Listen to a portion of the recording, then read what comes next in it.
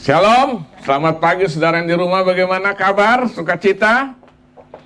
Rasanya senang banget saudara bisa beribadah seperti ini. Akhirnya saya ingat firman Tuhan dalam Ibrani 10 ayat 25, jangan menjauhkan diri dari ibadah-ibadah kita ya. Jadi memang maunya Tuhan sebenarnya kita kumpul untuk beribadah, amin. Tapi inilah trik-trik kuasa gelap. Saya percaya iblis pun cari kesempatan ingin menghambat supaya anak Tuhan itu makin kendor, makin lemah. Tapi saya percaya Tuhan tetap bekerja dengan segala macam cara membangkitkan kekuatan bagi kita, amin. Nah, hari ini saya akan membahas satu tema di dalam tahun percepatan ini.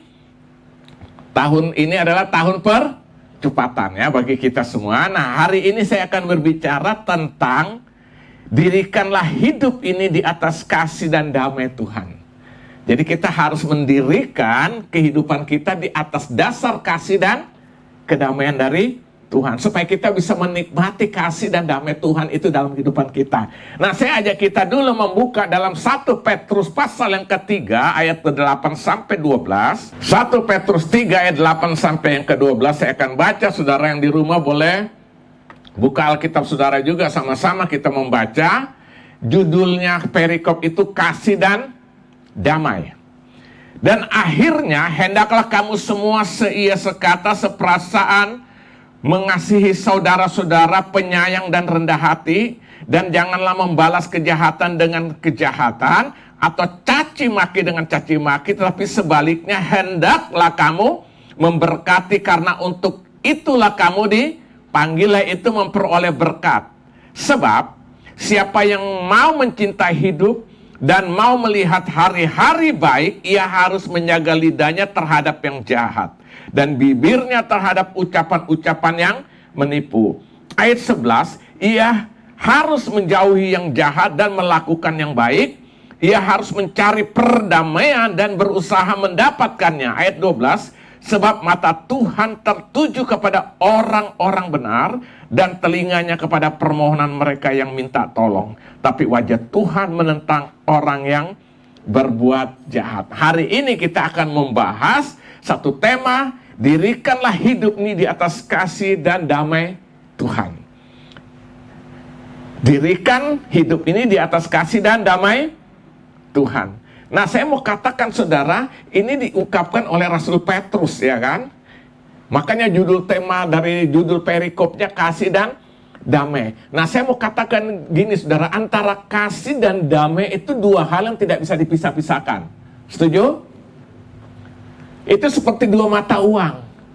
Percaya saudara, di mana ada kasih, ada kedamaian di situ. Sehingga kedamaian itu ada karena ada kasih. Ini hal yang tidak bisa dipastikan, yang tidak bisa maksud saya hal yang tidak bisa dipisahkan. Itu sebabnya hari ini kita harus hidup di dalam kasih dan damai itu. Kita dirikan hidup kita di atas kasih dan damai itu. Amin. Karena ini dua hal yang tidak bisa dipisahkan saudara. Nah, saya percaya setiap orang ingin hidup dikasihi dan ingin hidup mengasihi. Kenapa saudara? Karena waktu kita ingin dikasihi dan kita mengasihi, saudara tahu, ini akan menimbulkan satu perasaan damai di dalam hidup. Percaya saya saudara, setiap orang pasti ingin hidup mengasihi dan dikasihi. Itu manusiawi.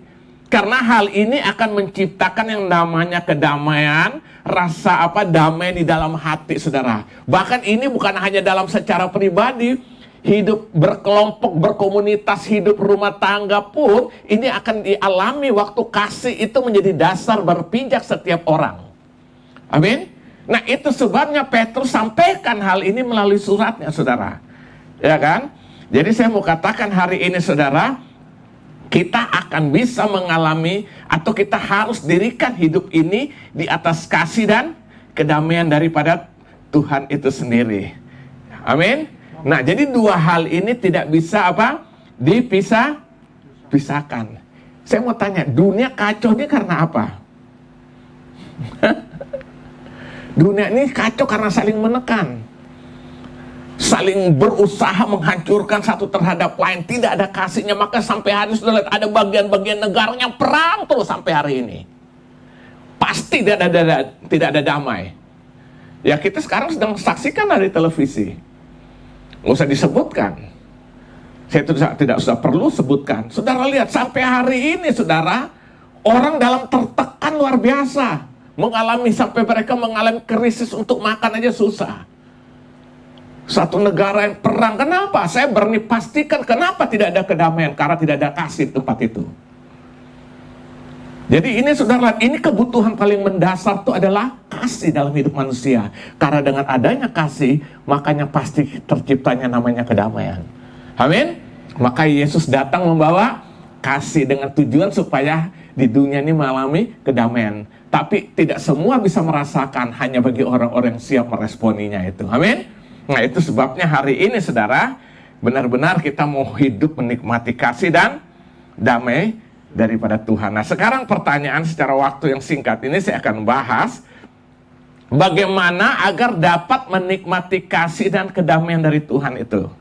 Atau kita dapat mendirikan kasih dan damai itu dalam hidupan kita.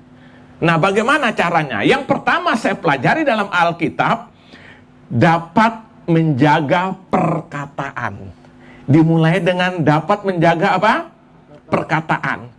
Ya kan? Perkataan itu dapat membangun, membangkitkan, tapi dalam perkataan juga bisa menghancurkan. Amin. Saudara bisa membangun orang, menyemangati orang dengan perkataan, tapi saudara juga bisa membuat orang hancur karena lewat perkataan. Makanya perhatikan ayat 10 apa yang dikatakan oleh Rasul Petrus ini. Di ayat yang ke-10 dia berkata demikian, siapa yang mau mencintai hidup dan mau melihat hari-hari baik, ia harus menjaga apa? Lidahnya terhadap yang jahat dan bibirnya terhadap ucapan-ucapan yang menipu. Siapa di sini dikata yang ingin mencintai hidup dan melihat hari-hari baik, ia harus menjaga lidahnya terhadap yang jahat dan bibirnya terhadap ucapan-ucapan yang menipu. Jadi yang pertama saudara, bagaimana agar dapat menikmati kasih dan kedamaian itu, atau kita dapat mendirikan rasa kasih dan kedamaian di dalam hidup ini, termasuk hidup kita secara pribadi, hidup dalam rumah tangga, hidup dalam keluarga, hidup dalam komunitas, apapun saudara. Yang pertama yang pertama Petrus mengajarkan supaya apa? Menjaga perkataan. Ini penting saudara, menjaga perkataan. Saudara tahu, sesuatu kehancuran seringkali dimulai hanya perkataan yang sederhana. Tapi itu membuat orang bisa sakit hati karena perkataan. Bayangan rumah tangga sampai bisa cerainya gara-gara apa? Perkataan. Istri membuat sambal kepedesan atau keasinan, suami makan, lu kira nih gue kena COVID apa ya? Kan COVID kan pertama nggak ada rasa, lama-lama udah mulai sembuh apa? Semua rasa asing kan? Padahal dia baru sembuh dari apa? COVID. Lu mau bikin mati gue ya? Mau bikin gue darah tinggi? Istrinya nggak terima, gue udah susah payah, lu tau nggak? Lagi COVID gini tau nggak? Cari duit susah ya kan? Ribut sampai mau cerai gara-gara perkataan itu sederhana bisa menghancurkan. Jadi yang pertama saya mau katakan, Petrus mengajarkan bagaimana agar dapat menikmati damai, sukacita dalam hidup ini ya kan, dapat menikmati kasih dan kedamaian. Yang pertama diajarkan supaya dapat menjaga setiap apa? Perkataan. Coba saudara buka dalam Ibrani pasal 13 ayat yang ke-15. Di situ dikatakan demikian, sebab itu marilah kita oleh Dia senantiasa mempersembahkan korban syukur kepada Allah, yaitu apa? Ucapan bibir yang memuliakan apa? Nah, namanya. Lihat. Sebab itu marilah kita oleh Dia senantiasa mempersembahkan ucapan syukur. Jadi ucapan syukur pada Allah yaitu apa? Ucapan bibir yang apa? Mempermuliakan Dia. Lihat. Jadi saudara ingin membangun atau mempersembahkan korban syukur, salah satu adalah ucapan bibir yang mempermuliakan nama Tuhan. Nah, jadi yang pertama saudara, hati-hati dengan perkataan. Kalau kita ingin melihat hari-hari baik, kita menikmati kasih Tuhan dan sehingga dapat mengalami damai sejahtera, jaga setiap perkataan. Amin. Sampai ada satu cerita mengatakan nih, orang kalau lagi pacaran, baru jatuh cinta kan, biasa diapelin lah. Pria apel ke duduk ngobrol, enggak tahu zaman sekarang, dulu kan begitu kan. Nah, biasa yang jadi pendengar setia si laki. Oh, cewek ngobrol, dengar, ya kan, sampai hari saat jam pulang. Nah, begitu sudah masuk menikah, awal-awal, saudara lihat, mulailah yang laki tadi jadi pendengar, mulai jadi ikut bicara, ya kan. Istri hanya mulai mendengar. Sekian bulan menikah, mulai apa? Istri berbicara, suami pendengarnya siapa? Tetangga yang itu berarti apa, saudara? Berantem, ya kan? Awal-awal yang dengar laki, pacarnya cewek berbicara, setia dengar. Begitu masuk awal pernikahan, cowok yang tadi pendengar mulai apa? Ikut bicara. Istri mulai coba-coba aja belajar mendengar. Lama-lama nggak tahan juga, istri berbicara, suami bicara, pendengarnya siapa? Tetangga sebelah. Ya, saudara lihat, ya kan?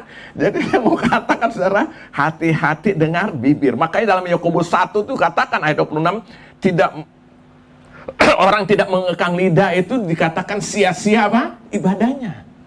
Nanti saudara boleh catat aja, saudara baca di rumah, Yakobus 1 ayat 26. Jadi saudara bayangkan, orang yang tidak mengekang lidah, ibadahnya apa? Sia-sia. Dalam Yakobus 3 ayat 14 dikatakan, diibaratkan, saudara lihat, lidah itu seperti kemudi kapal. Dapat kemudi itu kecil mengendalikan kapal yang segitu besarnya. Lihat, jadi lidah itu punya pengaruh sangat besar. Makanya Alkitab katakan, hendaklah engkau cepat mendengar tetapi lambat untuk berkata-kata. Kita dengar aja, saudara, tapi jangan lambat untuk berkata-kata, ya kan?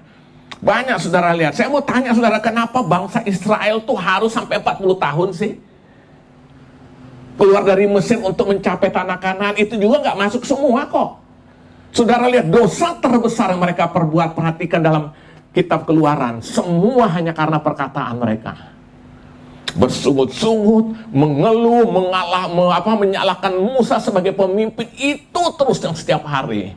Begitu lihat berkat, haleluya. Begitu lihat lagi nggak ada nih, langsung apa? Ngomel-ngomel. Jujur, kita kadang-kadang gitu nggak? Begitu lihat, baru dapat duit nih kan, ayo gandengannya doa. Besok lagi nggak ada, mulai saudara. Betul saudara ya. Makanya saya mau katakan, saudara, bangsa Israel tidak masuk tanah Kanaan hanya karena perkataan. Sampai akhirnya Musa pun tidak ikut masuk karena perkataan. Mereka mulai bersungut-sungut hanya soal air. Akhirnya terpancinglah Musa. Alkitab bilang Musa tuh orang yang paling lemah lembut, terpancing juga, saudara. Dia sampai disuruh tunjuk batu, dia apa? Pukul batu itu. Saking gregetannya, saudara. Dorongan dari apa? Perkataan-perkataan ini loh. Nah, jadi hati-hati dengan perkataan. Yesus bilang, apa yang keluar dari mulut itu berasal dari hati. Matius 12 ayat 34. Makanya Amsal bilang apa? Mati dan hidup dikuasai lidah, siapa suka menggemakannya akan memakan buahnya. Tergantung gemahan apa yang kita keluarkan melalui lidah, itu akan berdampak kembali. Amsal 18 ayat 21. Jadi yang pertama, saudara, bagaimana agar kita dapat menikmati kasih dan kedamaian dalam hidup ini? Yang pertama, dapat menjaga perkataan. Amin. Ayo, lebih perkataan kita membangkitkan orang, menyemangati orang. Amin. Supaya orang tidak sakit hati lewat perkataan kita. Ayo saudara. Kalau soal kelemahan, setiap kita punya kelemahan. Tapi kita, Tuhan minta menjaga setiap perkataan kita. Itu ibadah kita. Amin. Tunjukkanlah ibadah kita juga lewat apa? Perkataan. Ini yang pertama, saudara. Yang kedua, saudara, lihat bagaimana supaya kita dapat ya menikmati kasih dan damai Tuhan dalam hidupan kita, ya kan? Kita dapat mendirikan kasih dan damai itu di dalam hidupan kita. Yang kedua, saya pelajari Alkitab. Yang kedua apa? Melakukan hal-hal yang baik di dalam kehidupan kita. Atau tunjukkanlah kemurahan hati bagi setiap orang melalui kehidupan kita. Perhatikan di ayat yang ke-11. Kita kembali dalam Petrus tadi. Ayat yang ke-11, apa kata Rasul Petrus sini? Ia harus menjauhi yang jahat dan apa? Melakukan apa? Yang baik. Ia harus mencari perdamaian dan berusaha apa? Mendapatkannya. Jadi yang pertama, yang kedua, ia harus menjauhi yang jahat dan apa? Melakukan yang baik. Artinya apa? Kita melakukan perbuatan-perbuatan baik kita, kita tunjukkan kemurahan hati kita di dalam hidup kita ini kepada siapapun.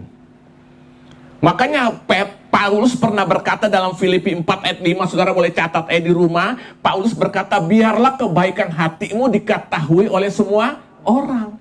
Ini bukan kita berbuat baik lalu kita pamer-pamer, cerita gue udah berbuat baik bagi si A, bagi si B, gue telah menolong dia. Bukan itu.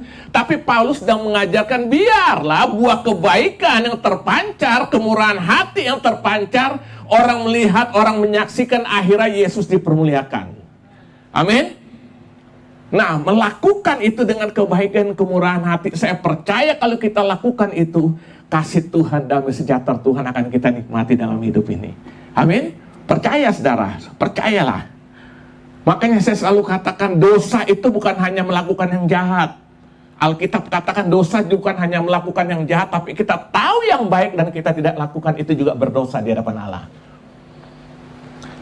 Kalau lakukan yang jahat sudah maklum, sudah otomatis semua mengajar agama manapun mengajar gitu. Tapi Alkitab lebih dari itu. Engkau tahu yang baik dan engkau tidak lakukan, engkau berdosa di hadapan Tuhan. Amin. Jadi saudara, melakukan hal yang baik dalam hidup ini. Siap? Yang di rumah, tunjukkanlah kemurahan hati. Apalagi kita dalam situasi seperti sekarang, saling membutuhkan bantuan satu terhadap yang lain itu sangat dibutuhkan. Kalau kita bisa menolong, kenapa kita tidak lakukan itu? Menunjukkan kebaikan dan kemurahan hati kita supaya Tuhan Yesus dipermuliakan melalui hidupan kita. Amin. Itu menciptakan kasih enggak? Ya. Membawa damai enggak? Pasti. Amin. Ini yang kedua saudara ya. Petrus ajarkan, ia harus menjauhi yang jahat dan melakukan yang baik. Jadi berbuat jahat tidak harus melakukan yang jahat. Ya kan, itu udah pasti. Tapi berbuat kejahatan waktu kita tahu yang baik dan kita tidak lakukan, itu juga jahat. Makanya saya selalu ingat, kalau saudara perhatikan, pernah saya katakan, kalau kita belum bisa menolong orang, minimal jangan nyusahin. Ya kan, nolong kagak, nyusahin ya. Baru di gereja, nyanyi, angkat tangan, orang lihat, ih, malaikat bilang, gue tampelin juga kiri kanan muka belakang ya. Kenapa? Kita kelihatannya udah kayak rohani banget itu loh, ya kan? Padahal kadang-kadang perkataan kita, perbuatan kita, ya kan, tidak menyenangkan hati Tuhan, ya kan? Orang bisa sakit hati karena hidupan kita. Nah ini yang kedua saudara ya, jadi melakukan kebaikan atau kemurahan hati, bukan memamerkan, beda tuh.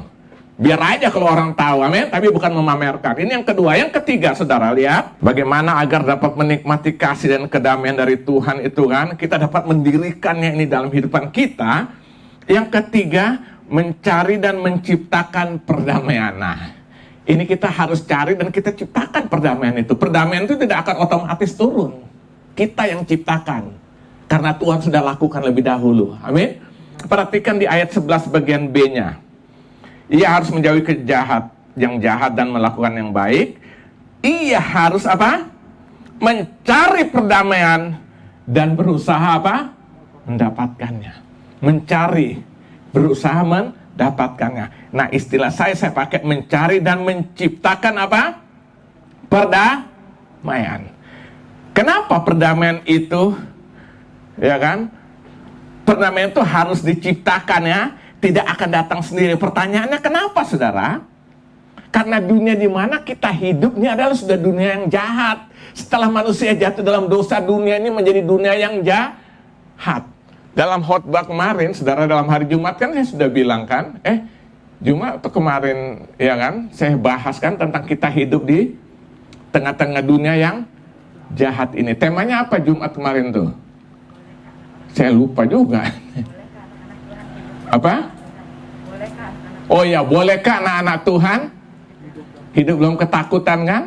Dunia ini sudah hancur, sudah berdosa, sudah rusak. Nah, kita hidup di tengah-tengahnya itu, saudara. Berarti yang harus menciptakan dan membawa damai siapa? Kita, anak-anak Tuhan. Amin. Kita yang harus membawa perdamaian dan menciptakan apa? Perdamaian itu. Kenapa? Karena yang ada hidup dalam diri kita, yang kita terima namanya Yesus, itu disebut Raja Damai. Yesaya 9 ayat yang kelima, dia disebut Raja Damai. Jadi waktu saya terima Yesus, sekaligus saya menerima Raja Damai. Jadi Raja Damai hidup dalam hidupku, memerintah dalam hidupanku, maka kedamaian itu harus keluar dari hidupku. Amin. Makanya Yesus bilang apa dalam Matius 5 ayat 9 ya, berbahagia orang yang membawa damai, karena dia akan disebut anak-anak Allah. Jadi ciri khas, salah satu ciri anak-anak Allah apa? Membawa damai. Nah, kalau membawa sebaliknya apa? Terjemahin sendiri. Ya, karena anak Allah salah satu ciri membawa kedamaian. Jadi kalau kita bawa pertengkaran menjadi provokasi untuk buat makin kacau, itu pasti bukan anak-anak Satan. Ya kan? Jadi saudara, yang ketiga, kita harus mencari dan menciptakan apa? Perdamaiannya. Kita harus ciptakan itu.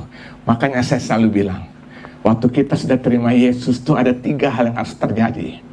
Pertama, kita harus benar-benar mengalami namanya berdamai dengan Tuhan. Itu yang pertama. Yang kedua, kita harus mengalami namanya berdamai dengan diri sendiri. Baru yang ketiga, sebagai dampaknya, kita akan berdamai dengan sesama. Jadi saudara, perhatikan, orang yang tidak berdamai dengan Tuhan, pastilah tidak mungkin bisa berdamai dengan sesama.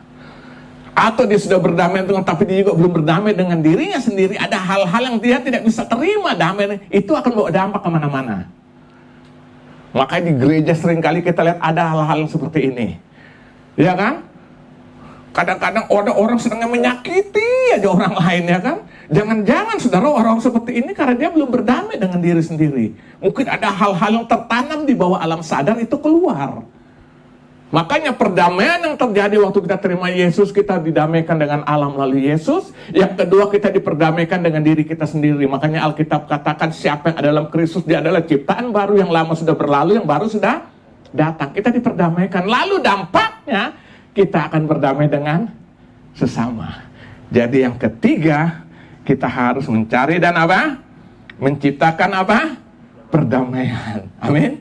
Ini dunia sedang tuntut kita hari-hari ini.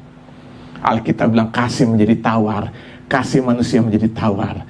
Tuhan tempatkan kita untuk membagikan itu bagi dunia, supaya di mana kita berada, orang menikmati kasih damai Tuhan dalam hidupan kita, melalui hidupan kita. Amin. Makanya Alkitab katakan kita bukan diajar untuk membalas yang jahat dengan yang jahat, caci maki dan caci maki. Tidak, tadi jelas, ya kan? Tapi kita berdoa supaya berkat Tuhan turun. Makanya Alkitab mengajar kita berdoalah bagi kesejahteraan kota di mana engkau berada. Amin. Roma 13 berkata taat tunduk pada pemerintah supaya terciptalah kedamaian itu. Amin. Luar biasa ajaran Kristen ini. Jauh langkah ke depan daripada secara umum ajaran-ajaran kepercayaan dimanapun. Mungkin agama-agama masih ada ajaran mata ganti mata dalam perjanjian lama, ya kan? Gigi ganti gigi. Yesus tidak ajarkan seperti itu. Kalau engkau orang minta bajumu, beri juga apa? Jubahmu. Engkau dipukul pipi kiri, kasih pipi kanan. Tapi jangan nanti terima murka Allah, jangan juga, ya kan? Dan saudara lihat, kalau engkau dibenci, doain, berkati dia. Di mana ada ajaran seperti ini? Supaya apa? Kedamaian Tuhan yang dia berikan itu dirasakan semua orang. Dan itu akan terjadi lewat hidup saudara dan saya pagi hari ini. Amin. Jadi saudara lihat yang ketiga apa? Mencari dan menciptakan perdamaian. Yang keempat, seia sekata. Perhatikan ayat 8, ayat 9. Dan akhirnya, hendaklah kamu semua seia sekata. Ya kan? Seperasaan, mengasihi saudara-saudara, penyayang dan rendah hati, Dan janganlah membalas kejahatan dengan kejahatan, ya kan? Atau caci maki dengan caci maki. Tetapi sebaliknya hendaklah kamu memberkati, karena untuk itulah apa? Kamu dipanggil, yaitu untuk memperoleh berkat. Kamu dipanggil untuk memperoleh berkat. Jadi yang keempat, yang terakhir, saudara, ya, bagaimana supaya kita dapat menikmati kasih damai sejahtera Tuhan dalam kehidupan kita. Kita mendirikan kasih dan damai melalui kehidupan kita itu, supaya dimanapun kita berada dampaknya luar biasa bagi setiap orang. Yang keempat, seia sekata. Apa arti seia sekata? Artinya dapat saling menerima satu terhadap yang lain di dalam perbedaan. Jadi seia sekata bukan berarti saya pasti sama dengan seseorang A dengan B. Nggak mungkin. Saudara bayangkan di dunia ini berapa miliar penduduk? Tujuan kali ya, 6-7 M. Ada nggak yang sidik jarinya sama? Tidak ada satupun. Tidak ada, saudara. Bayang sidik jari aja nggak bisa ada yang sama. Berarti bayangkan antara manusia 7 eman itu tidak ada yang sama satu dengan lain. Makanya kalau ada pernikahan bilang supaya cocok-cocok, nggak akan ada. Dicocok-cocokin, amin. Supaya cocok. Berarti kalau kita mau cari seia sekata sebenarnya bisa nggak? Tidak bisa. Tapi dalam konsep dunia ya, tapi Alkitab mengajarkan kita harus seia sekata, artinya dapat saling menerima satu terhadap yang lain di dalam perbedaan. Maka di situ dikatakan, perhatikan ya, ayat berapa? Ayat 8-9. Dan akhirnya hendaklah kamu semua seia sekata. Di situ dikatakan apa? Nah ini, jadi seia sekata artinya apa? Kita bisa menyatukan perasaan kita, bisa menyamakan, ya kan? Menyamakannya bagaimana caranya? Kita taruh perasaan kita sama dengan perasaan Kristus. Kalau si A taruh perasaannya disamakan, selaraskan dengan perasaan Kristus, si B akhirnya menyatu nggak? Filipi 2 ayat 5 kan? Hendaklah engkau menaruh pikiran dan juga perasaanmu seperti terdapat dalam Kristus. Kalau masing-masing lakukan ini pasti sama. Jadi perbedaannya iya, tapi bisa seia sekata. Dimulai dengan perasaan. Setelah itu apa? Mengasihi saudara. Kita bisa memberikan saling mengasihi. Pasti kita bisa seia sekata. Perbedaan yang tetap ada, itu bukan jadi masalah. Terus apalagi? Penyayang. Kan menyayang kan bukan harus sama. Masa saudara sayang anjing, saudara sama? Kita sayang anjing ya kan? Piaraan, memang kita sama dengan dia kan? Enggak kan? Beda ya kan? Nah maka dibilang penyayang. Terus apa? Rendah hati. Harus rendah hati. Kan orang kan kalau sombong orang sebel, saudara nggak? Lagu ya kan? Ya kan, ayo rendah hati. Itu cara membuat apa? Kita bisa seia sekata, nggak ada saling menonjol satu nih gue lebih hebat dari lain, nggak ada saudara ya. Makanya di sini dibilang apa? Kerendahan hati. Terus jangan membalas kejahatan dengan kejahatan, caci maki dengan caci maki. Nah, saya percaya kalau ini kita lakukan, saudara lihat, di sini kita akan mengalaminya hidup seia sekata. Sehingga yang ada hanya saling mengampuni kalau terjadi kesalahan itu. Ada 3 konsep pemikiran, saudara, di dunia ini. Yang pertama, konsep iblis. Apa konsep pemikiran dalam iblis? Kebaikan dibalas dengan kejahatan. Iblis itu nggak ada baiknya, saudara. Pertamanya kadang-kadang dia kasih baik-baik dulu, baru setelah itu dia jerat. Makanya sudah lihat orang-orang mencari kekayaan dengan cara-cara nggak benar, dengan cara-cara penyembahan berhala. Awalnya kelihatannya oke, belakangannya saudara lihat itu mengikat. Saya dalam pelayanan pelepasan seringkali terjadi seperti itu. Lihat, artinya apa? Pertama, tiga konsep pemikiran ini, konsep pemikiran dari iblis. Kebaikan dibalas dengan kejahatan. Jadi jangan percaya kalau iblis itu baik. Itu tipu-tipu. Maka dibilang bapak segala pendusta. Makanya saya tuh kadang-kadang malas kalau doain orang. Kali manifestasi tanya, siapa kamu? Dibohongin. Dulu ada sampai pernah iseng-iseng nama. Siapa nama kamu? Siapa? Sierra. Saya langsung ingat dulu ada tape recorder mereknya Sierra, masih ingat nggak? Merek Sierra, dia pengusaha ini kali ya kan? Dibohongin, omong kosong semua ya, namanya bapak segala pendusta. Karena memang konsep pemikiran iblis, kebaikan dibalas dengan kejahatan. Yang kedua, konsep pemikiran dari dunia. Apa? Kebaikan dibalas dengan kebaikan, kejahatan dibalas dengan kejahatan. Lu baik, gua baik, lu jahat, gua lebih jahat. Itu konsep dunia. Tapi konsep terakhir itu disebut dengan konsep Kristus dalam berpikir. Kejahatan dibalas dengan kebaikan atau dengan kasih. Amin. Nah, ini yang Tuhan mau di dalam kehidupan kita mempraktekkan ini.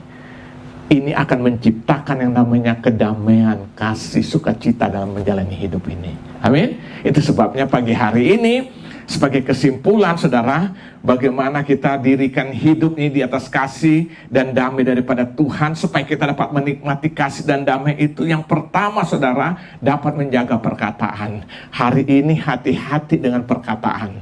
Amin. Hati-hati dengan perkataan, itu bisa memprovokasi orang kok. Orang bisa benci si A, benci si B kadang-kadang lewat perkataan kita, padahal kebenarannya belum tahu, saudara. Ya kan? Yang kedua apa? Melakukan kebaikan, kemurahan hati. Kita belajar hidup baik aja, murah hati. Amin. Kita bisa menolong orang, minimal kita bisa berbuat baik dengan orang, kita berdoakan dia. Minimal. Amin. Ini minimal kita berdoa, ya kan, kita nasihati. Ini namanya menjadi berkat, bukan selalu kasih duit, kan enggak semua orang bisa punya uang yang cukup ya, tapi kita bisa berkati, bisa menguatkan dia waktu lemah ya kan, berikan kata-kata positif mendorong dia waktu dia lagi lemah. Ini namanya berbuat baik. Makanya Alkitab katakan jelas, berbuat jahat itu bukan karena kejahatan aja, tahu yang baik enggak kita lakukan juga jahat. Yang ketiga, mencari dan menciptakan perdamaian. Kita anak-anak raja damai. Di mana kita datang, kita sebab perdamaian itu. Amin. Kita ciptakan sehingga orang yang dari dalam kedamaian, yang lagi nggak benar, lagi nggak damai, kita datang, terjadi kedamaian. Jangan yang lagi damai kita datang, ribut gara-gara dia datang. Aduh, ini udah pasti bukan anak Tuhan. Ya, anak yang tadi itu, saudara.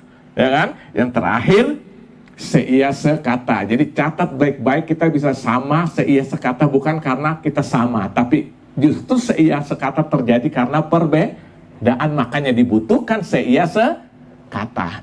Perasaannya kita samakan, kita satukan di dalam Kristus Yesus Tuhan. Amin. Nah, saya percaya kalau ini kita lakukan, maka kita benar-benar dapat menikmati kasih dan damai daripada Tuhan itu. Bahkan kita sedang mendirikan hidup di atas kasih dan kedamaian daripada Tuhan. Amin. Sehingga hidup kita bermakna, bermanfaat di tengah-tengah dunia yang sedang Alkitab katakan dunia sedang mengalami kasih menjadi tawar satu terhadap yang lain. Kita hadir sebagai anak Tuhan memberikan damai sejahtera itu. Amin. Kita bagikan kasih dan akhirnya Tuhan Yesus dipermuliakan melalui hidup kita. Haleluya. Amin.